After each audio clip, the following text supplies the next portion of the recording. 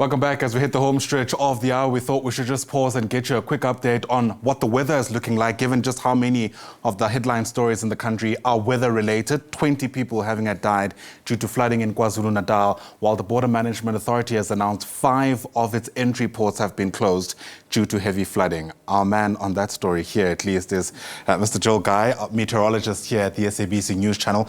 It's one of those instances, again, Joe, where the heavy rainfall we've seen over the past few days is quite literally making headlines. And I see there's a couple of warnings that are still in place.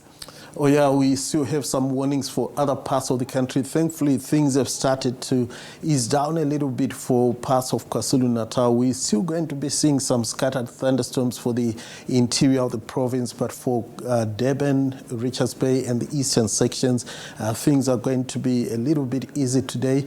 But still, we had those floods over the weekend. So on top of those floods, if we add any more rainfall, it could still cause some problems in some areas. So flash flooding cannot still be ruled out in some areas of KwaZulu-Natal. And what system are we working with here, Joe? Because I know part of the issue for a lot of people is that it's not just the fact that it's heavy downpours, it's that it happens in a very short space of time, which is what causes the flooding.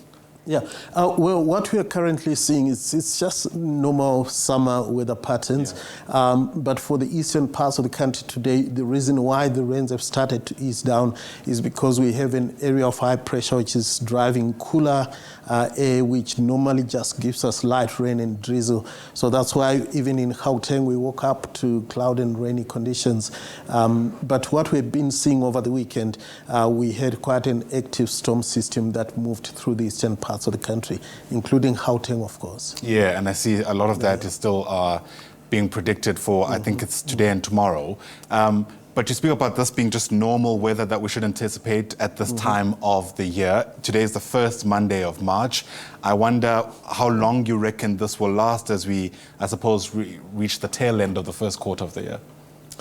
We might continue to see some pretty good rains. We are now in the El Nino phase of that phenomena that we always, La Nina rather, of the El Nino phenomena. So we've been seeing the rains increasing in intensity since mid-January, after we had a bit of a late start to the summer season last year because of the El Nino, but things have turned around. So we've been seeing a continuous improvement in the rains across Southern Africa.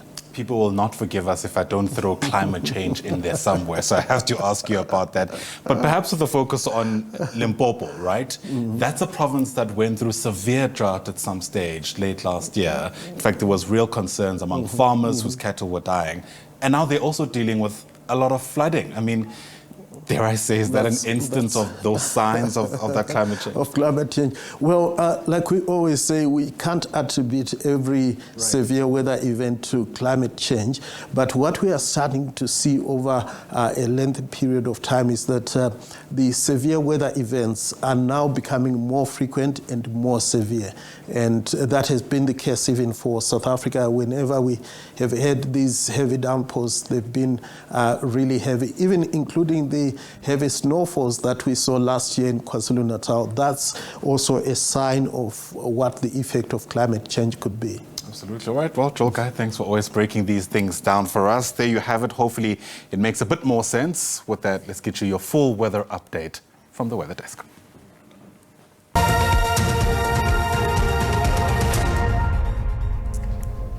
Welcome to the weather desk. So it is mostly cloudy still across much of eastern South Africa, with some rain and thunder showers already going on for parts of the northwest, Gauteng down into the Free State and also into parts of KwaZulu-Natal. Quite a bit of cloud as well around the Eastern Cape, and it is still foggy along much of the west coast. We will see that thick fog also spreading further south into the Cape Town area as we head into the mid-afternoon hours. So we are expecting mostly between a 30 and 60% chance of thunderstorms across the central and eastern parts of the country, including KwaZulu-Natal and the Eastern Cape. The chance of showers decreases as we go towards the eastern parts of the Western Cape, where we should see thundershowers setting in later on in the afternoon. The rains have eased down a bit along the KwaZulu-Natal coastal areas and the eastern sections that could allow some chances to mop up. And we have a warning for severe thunderstorms for the eastern parts of the Free State extending into Mpumalanga. Then here in Gauteng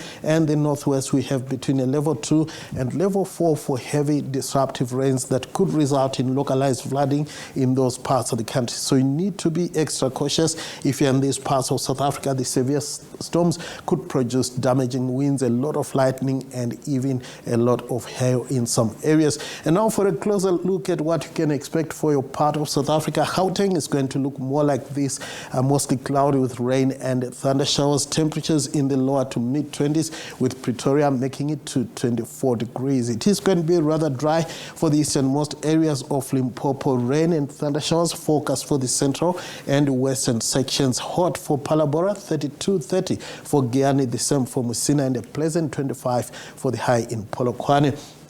In Mpumalanga, it will be dry as well for the low veld, but the rest of the province should also be mostly cloudy with rain and thunder showers.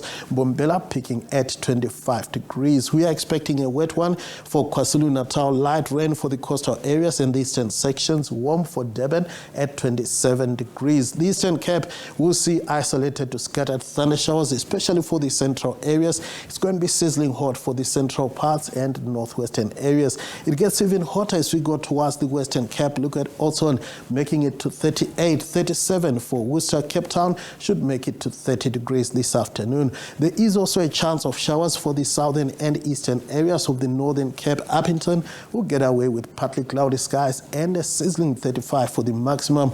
The Free State should be pleasantly warm with isolated to scattered thunderstorms, especially for the eastern areas. Similar weather is forecast for the northwest, Rustenburg and Mahikeng, peaking at 25 degrees. Now on Tuesday, we stay with scattered thunderstorms for the central areas. It will stay dry for the western parts of the country, and the weather will stay more or less the same as we get into Wednesday. That's all from the weather desk.